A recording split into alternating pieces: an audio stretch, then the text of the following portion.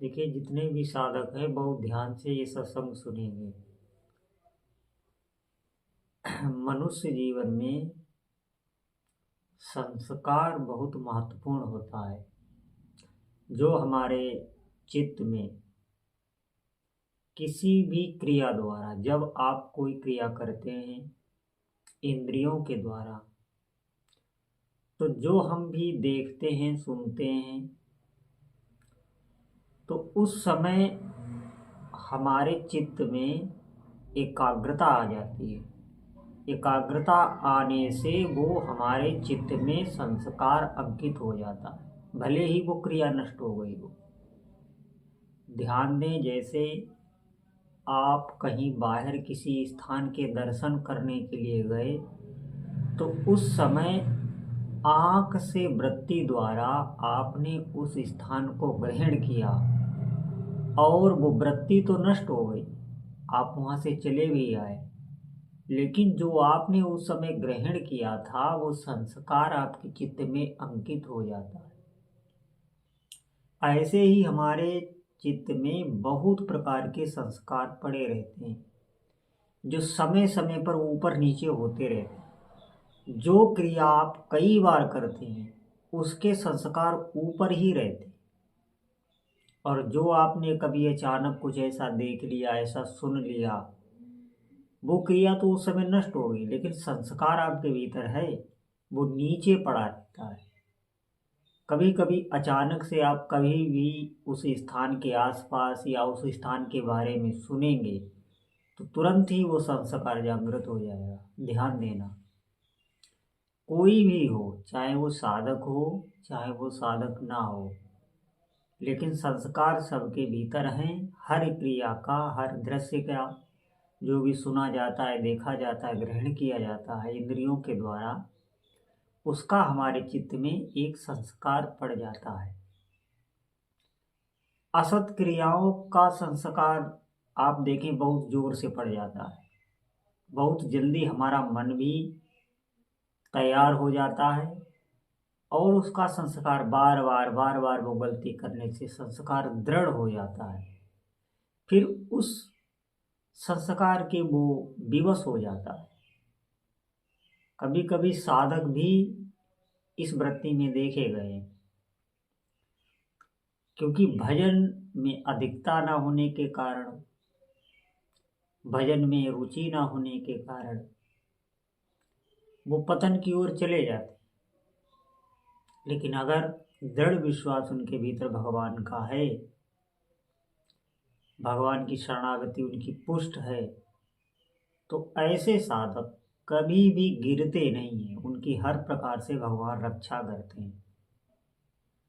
इसीलिए संतों ने भजन का मार्ग निकाला है कि जैसे हम संसारिक जो क्रियाएं हैं उनका संस्कार हमारे भीतर दृढ़ हो जाता है, जन्म जन्म तक वो बना रहता है, अनंत काल तक बना रहता है।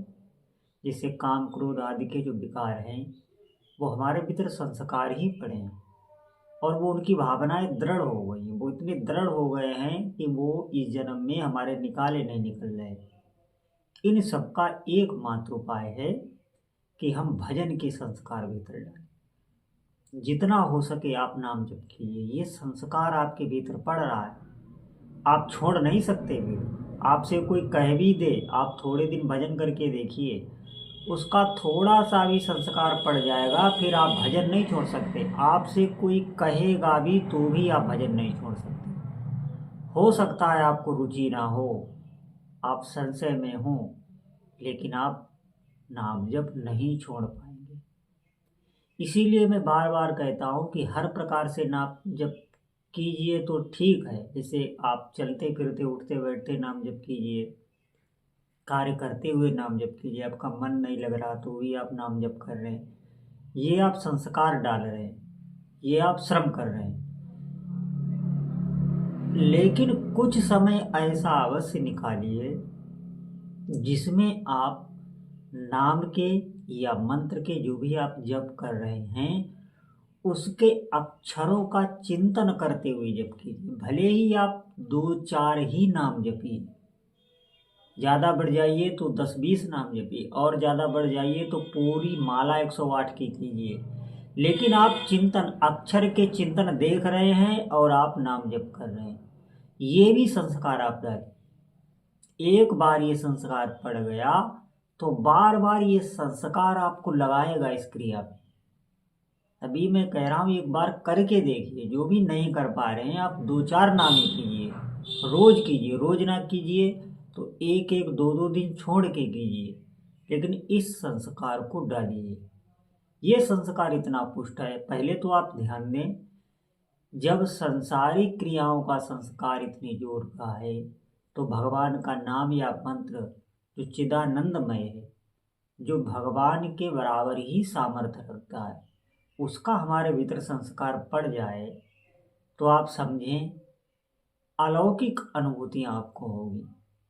उस साधक को निश्चित ही, जैसे जब आप पर कभी ऐसा कोई प्रतिकूलता आ जाए, ऐसा कोई संकट आ जाए जिस समय आपका चित्त विक्षिप्त हो, शांत नहीं हो रहा हो, उस समय ज्यों ही आप जप आरंभ करेंगे, चाहे चलते फिरते ही जप आप आरंभ करें, जो नाम जप आप बहुत दिनों से जप रहे हैं वो ज्यों ही आपकी जुआ पर आएगा, ज्यों ही आप ध्यान देंगे, कितनी भी व्याकुलता हो, कितनी भी परेशानी हो, तुरंत ही चित्त आपका शांत होने लगेगा।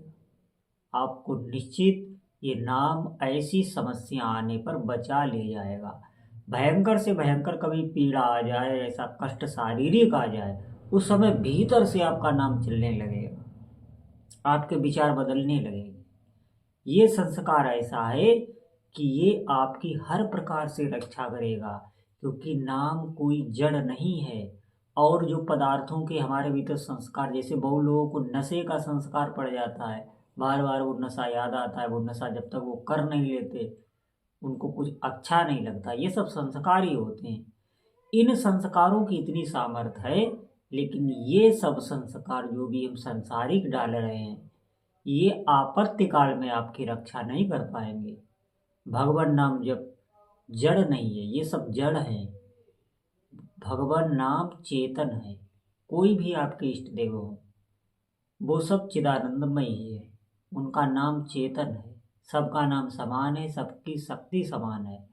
उनका जब आप नाम जप करेंगे तो वो हर प्रकार के भयों से, हर प्रकार से आपकी रक्षा करेगा, और उस भयंकर परिस्थिति में भी आपके भीतर अच्छे अच्छे विचार आने लगेंगे, और उस परिस्थिति का जो दुष्प्रभाव आप पर पड़ना था वो नहीं पड़ेगा। इस बात को आप समझिए। आज से ही आप नाम में लगिए और जितना हो सके अपने चित्त के भीतर संस्कार डालिए। हम और तो भीतर सब हमारे भीतर जा ही रहा है।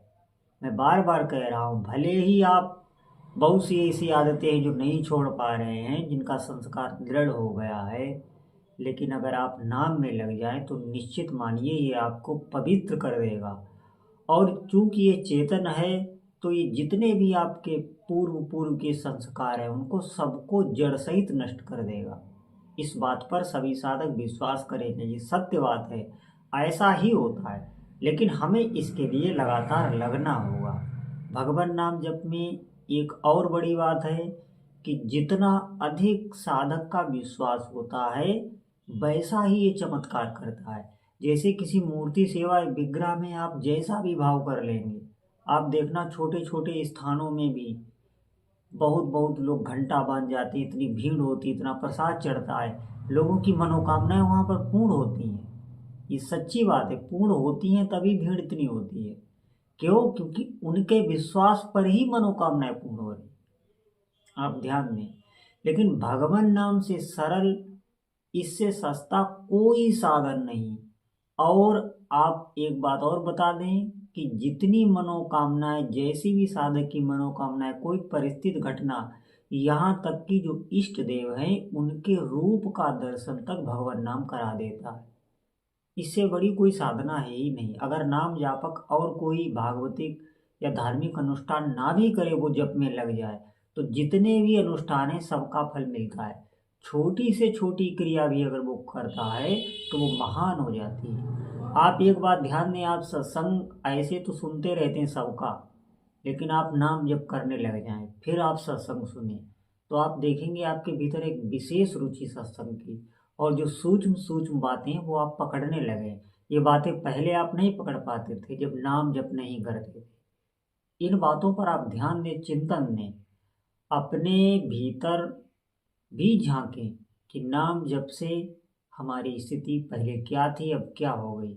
साधक इन बातों पर ध्यान नहीं देता, इसीलिए नाम जप में उसका महत्व नहीं बढ़ पाता।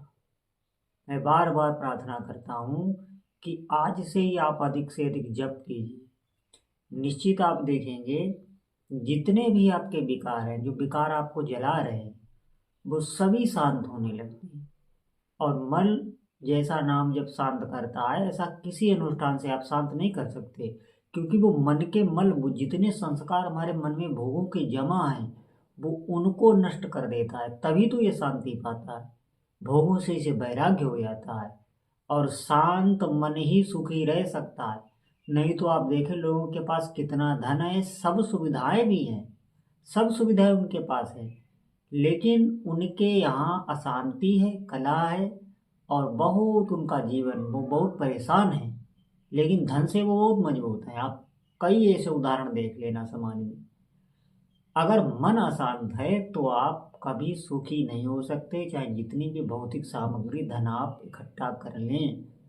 नाम जब से जो मन को शांति आती है, तो एक बैरागी भी जंगल में पड़ा हुआ वो बहुत प्रसन्न रहता है, और उसके पास जितनी प्रसन्नता है शायद भले ही किसी के पास हो। तो साधकों से प्रार्थना है, आप जैसे भी ये जहाँ भी हो, आप वहीं भगवान नाम जप में लग जाएं, और अधिक से अधिक भगवान नाम जप करें। जो भी भगवान के नाम का प्रभाव है वो आपको भी प्रभावित करेगा। जैसे विष का प्रभाव सबको प्रभावित करता है, अग्नि का प्रभाव सबको प्रभावित करता है, ऐसे ही जो नाम जप का प्रभाव है, जब आप जपेंगे तो वो आपको भी प्रभावित करेगा। तो सभी साधकों से प्रार्थना है, अधिक से अधिक भगवान नाम जप करें। बोलो जय जय श्री सीताराम।